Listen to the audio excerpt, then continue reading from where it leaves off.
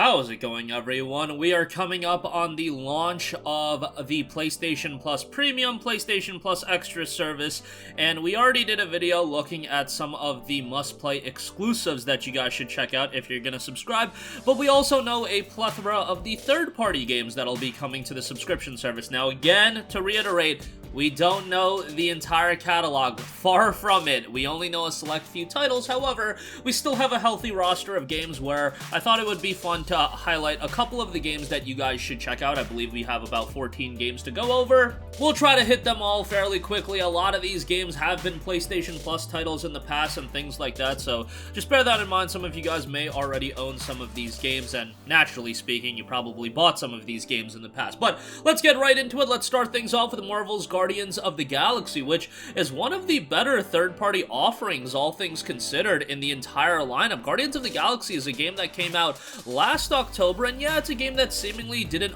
blow away from a commercial standpoint. However, I think the people that played Guardians of the Galaxy were incredibly surprised by it. Like, going into the release of this game, I was not expecting a great game. Ended up playing it, really enjoyed it, and if you guys know me, you know that I'm not a big Marvel guy. This was honestly my first time exposed to Guardians of the Galaxy. Yes, I have never seen the movies. Gotta go watch them at some point because my boys keep telling me that they're actually really good. But nonetheless, thought Star-Lord was hilarious. Thought the whole cast interacted really well with each other. I know some people weren't hot on the gameplay, the fact you're only playing as Star-Lord and you're just doing abilities on the side with the other characters, but I still thought it was fine. I thought some of the puzzles were good, and overall I thought it was a really enjoyable game. The fact it's in the subscription service, great addition as well. Definitely one worthwhile to check out, and it's not the lengthiest game in the world, but it is a solid, 14 or so hour experience, I want to say I had with it, so definitely check that one out. Alright, next up, Final Fantasy 15, the Royal Edition. Final Fantasy 15 is a game that whenever I talk about it, I am a little bit down on it. It's a game that initially got announced back in 2006. I had an incredible amount of hype leading into the release of the game, and unfortunately, my main issue with Final Fantasy 15 was from a story standpoint. Thought the story was kind of jumbled, a little bit disconnected. Yeah, you can tell me, oh, you gotta watch the Kingsglaive movie, you gotta watch the anime, you gotta do XYZ, but as a game itself, the story was a little bit jumbled. The gameplay I thought was enjoyable, I thought the combat was good, and the open world is gorgeous, and it's really enjoyable to travel around with your buddies doing that. And the soundtrack obviously is great as well. So there's a lot of things to like about Final Fantasy 15, and overall you're still gonna have a great time with it, especially I think if you go into this game not being like big into JRPGs, you just want a fun open world game with a lot of content, FF15 is gonna give you that, and you're getting the Royal Edition here with a bunch of additional content. One worthwhile to check out. Next up, another great offering to Plus Premium subscribers, Red Dead Redemption 2. I mean, I imagine a lot of you guys have played Red Dead Redemption 2 by now, but came out back in 2018 and widely considered to be one of, if not the best game of that year, and a lot of people consider it to be one of the best games of all time. Phenomenal cast of characters, fantastic open world, a lot of content, and obviously one of the best stories and narratives that you're going to come across out of a game. So if you're looking for a very engrossing narrative, you're going to get that out of RDR2. My one complaint with the game, I'll go back to it over and over again, give me that damn PlayStation 5 upgrade and we'd be golden with Red Dead Redemption 2, but at this point, we'll have to stick with the regular PlayStation 4 version. Great time, and if you haven't played it, you're in for a treat with RDR2, and it's going to be in the subscription service, so definitely worth checking out. Next up, we got Borderlands The Handsome Collection. If you got some friends signing up as well, man, this is a great one to get into with your friends. Get a 4-party group, jump into Borderlands 2. It's one of the more fun co-op titles you're going to get into. Obviously, with the Handsome Collection, you get the pre-sequel as well. You get both games' respective DLCs. It's a great time to be had. I've talked about Borderlands a lot recently. Wasn't huge on Borderlands 3, thought it was a decent game. Tiny Tina Wonderlands, I thought the comedy just fell flat like crazy. Honestly, that might just be because I'm getting old and jaded, but Borderlands 2 I thought was the peak of the series. I thought the comedy hit home with me. I thought it was just so much fun. And again, whether you're playing it solo, whether you got a couple of friends joining you for the ride, just a great time and a lot of content as well. By the way, not all the Borderlands 2 DLC, you're missing one minor piece of DLC. But yeah, a lot of content. So, $14.96 for that is great. Next up, BioShock Remastered. Now, on the PlayStation blog, it's just BioShock Remastered, so it looks like it's not the whole collection, which is a little bit of a bummer, but BioShock 1, to many people, is the best in the franchise. I personally am partial towards BioShock Infinite, but you can't go wrong with BioShock 1. Yes, the game came out back in 2007, but this is one of the more atmospheric first-person shooters that you can get into. Single-player only, of course, but incredible direction in this game, and thematics I thought were just fantastic. It actually holds up relatively well. I played it a couple years ago, and yeah, it came out in 07. You got a little bit of an improved version here. It's a classic, and you definitely owe it to yourself to play it, and yeah, then ultimately, hopefully they add the collection to the entire service, because that just seems like a no-brainer to me if they can work out a deal with 2K, because even if BioShock 2 isn't as good as 1, it's still a very good game. BioShock Infinite, again, my favorite of the three. Next up, Kingdoms of Amalur: Re-Reckoning. This one was a PlayStation Plus title recently for sure. It's a game that I really enjoyed. You know, back before Re-Reckoning was even announced, I had always talked on this channel, where's my Kingdoms of Amalur remaster, my remake, whatever, and we finally got it with Re-Reckoning. Now, the game definitely shows its age a little bit. It came out back in like 2010, and you know, again, visually it's not anything to really write home about. However, gameplay-wise, I thought it was a very enjoyable action RPG. Narratively, it's fine. There's a good bit of content here, but if you want an RPG that you can kind of jump into and mentally check out almost, I know that's kind of weird to say with an RPG, but yeah, you don't have to take the game too seriously.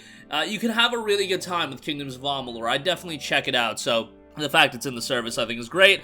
Next up, another game that was recently a Plus title, Control Ultimate Edition. You guys know me. I love me my Control. I think Control is the best game Remedy has put out. That always gets me into some hot water, but I thought Control was fantastic from a gameplay standpoint compared to Alan Wake and Quantum Break. I just thought it was a step above there. Visually, this version looks great. You get the DLC as well. I know that narratively, people find these games confusing. I thought Control had a pretty gripping narrative, and yeah, just play the game. It's in the service, and it's not the lengthiest game in the world either, although with the additional content, you know, you can spend a little bit of time with it, but very trippy game as well. A lot of great visual effects in this one, so that's one worthwhile to play. Next up, another title that I recommend, this along with its prequel, South Park: The Fractured But Whole, is going to be a part of the service. Do prefer the Stick of Truth, however, a lot of people prefer Fractured But Whole. Look, if you want a comedic RPG, this is a great one to play. I am not a South Park fan. Not that I have anything against South Park, it's just I've never really sat down and given it a big chance outside of the pandemic special. Fractured But Whole is a hilarious game, has more of a superhero theme compared to Stick of Truth. It's not the lengthiest game in the world, but fundamentally it's a really well done RPG, which I found that element to be so funny with both a Stick of Truth and Fractured But Whole that it's this hilariously comedic game, but if you actually break it down mechanically, it's a well-made game, and makes it even more comedic that you go from like just hilarity ensuing and then into a well-made RPG. It just mixes it really well, and a lot of you guys probably never gave it a chance. Even if you're not a South Park fan, I implore you, you want some fun in your life? Play this, play Stick of Truth. Hopefully that gets added into the service as well. And, you know, not every game has to be your Elden Ring. Not every game has to be a Last of Us story. South Park is a nice divergence from everything like that, emotionally gripping, and hell, comedy is emotionally gripping at times, so South Park's got that going for it, so definitely go play that when that does drop. Speaking of games that are a little bit comedic at times, BULLETSTORM Full Clip Edition is going to be in this subscription service, another Plus title recently. Now, BULLETSTORM is a game that you want to tuck away the kids, you want to, you know, get your younger siblings away, because this is a game that is incredibly gruesome, incredibly vulgar, but a lot of fun as well. Now, the issue with this game when it initially came out was it was like $60, and it's a very short game. You can complete this game rather quickly, but that's gonna be a big element of this subscription services. Yeah, maybe you're not spending a ton of money now, but you're spending a ton of time. That's the asset you're really giving up when you have so many games to play. BULLETSTORM is a game that if you got a Saturday evening, if you got a weekend that's a little free, jump in, you can beat the game easy, you can move on to the next game, and then it's still a pretty good time, and it's a fast-paced game, so definitely one I think is a worthwhile checkout. Next up, maybe, you know, not my cup of tea, so to speak, but gotta give a mention to Assassin's Creed Valhalla, just because, you know, it's a more recent release, and the fact it's in the subscription service, I think, is great. Obviously, I get what Ubisoft is doing. They want you to play this, then they want you to buy that DLC, so, you know, take it for what you will. I did buy this game at launch on my PlayStation 5, and if nothing else, I did have a rather good time. I didn't play it until the end, but and I definitely didn't do all the content, but it's a game that runs really well on the PS5, and it's a super smooth experience, and a lot of people like Valhalla. They like the setting. You know, these new Assassin's Creed games aren't always going to be my cup of tea, but, you know, it's a nice inclusion in the subscription service. However, we talked about time being the asset you're giving up now. When you're talking about this, AC Valhalla is a game that's going to sink up a lot of your time, so just keep that in mind. Next up, you guys know me, I love me my Naruto. Naruto Shippuden Ultimate Ninja Storm 4 is going to be in the service. This is a great arena fighter. If you're not a fan of Naruto, yeah, it's hard to get into these games, but that begs the question, why aren't you a fan of Naruto? Naruto is great. Go watch Naruto from episode 1. Don't watch One Piece. Naruto from episode 1, then jump into Shippuden, and then you can play the Naruto Storm games.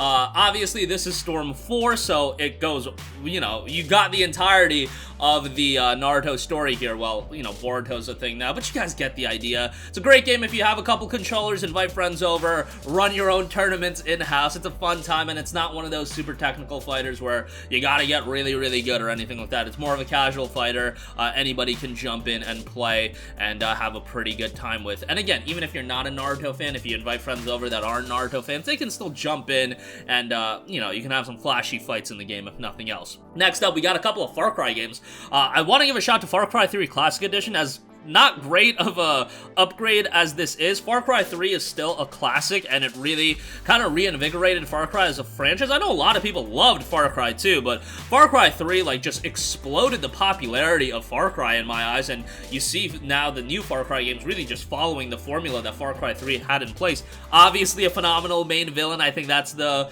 main thing a lot of people go back to when talking about Far Cry 3, but overall, it's a game that is still a pretty solid first-person shooter, and one worthwhile to go back into, especially, you know, this game came out, I want to say, back in the original release. I want to say 2012, so a lot of you guys probably didn't check it out back then. I don't know, you know, it's definitely one worthwhile to go back and play. And Far Cry 4 also going to be in the service. That's been confirmed. And lastly, I do want to give a shout to a couple roguelike titles. Dead Cells is definitely one that I always recommend. This is like my Metroidvania roguelite of choice. I don't know if you want to call it a Metroidvania, but nonetheless, it's a fantastic game. Love me Dead Cells. Great visual style, challenging game, and one that is incredibly addictive to me. Yeah, you're just going to get the base game, no DLC, but hey, the base game is going to keep you busy for quite a while, so that's definitely one you want to go and play. Especially because I imagine a lot of you guys missed out on that. And then, I didn't get as into Hollow Knight, but I have a couple friends that are super into Hollow Knight, and that's definitely one that has been received incredibly strongly. I think Hollow Knight's honestly more popular than Dead Cells, so yeah, that's another one with a great art style, different art style for sure than Dead Cells, but that's going to be in the service too, and yeah, if you want that style of game, another one to check out. But that is going to do it for me. Man, we're just, you know, scratching the tip of the iceberg at this point. We haven't even gotten into classics. We don't even know the full lineup, and the roster of games is looking pretty decent. Now, for a lot of you guys, you know, I get it.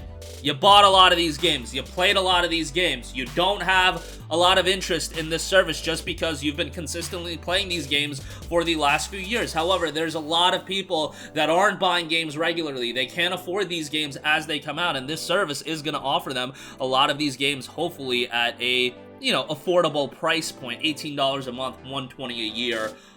If you haven't checked out a ton of them, hopefully they cycle in games pretty solidly every month, and hopefully the full roster of games is pretty good. Liking what I'm seeing so far, but we need to wait for the full lineup, and definitely I do think the roster of classics, that's hurting a little bit, but all of this stuff is going to be in the extra tier, so that's pretty great as well. But that's going to do it for me. Sound off with all of your thoughts in the comments section down below. Thank you for watching, and goodbye. Hey guys, we hope you enjoyed the video, and if you did, make sure to hit the subscribe button, and if you're already subscribed, do us a favor and hit the bell icon. This way you'll be notified whenever we post a new video. That's the best way to keep up with all of our uploads, and we usually try to upload 2 videos a day. And with the bell icon hit, you'll be notified whenever we do upload a video. As always, thanks for watching.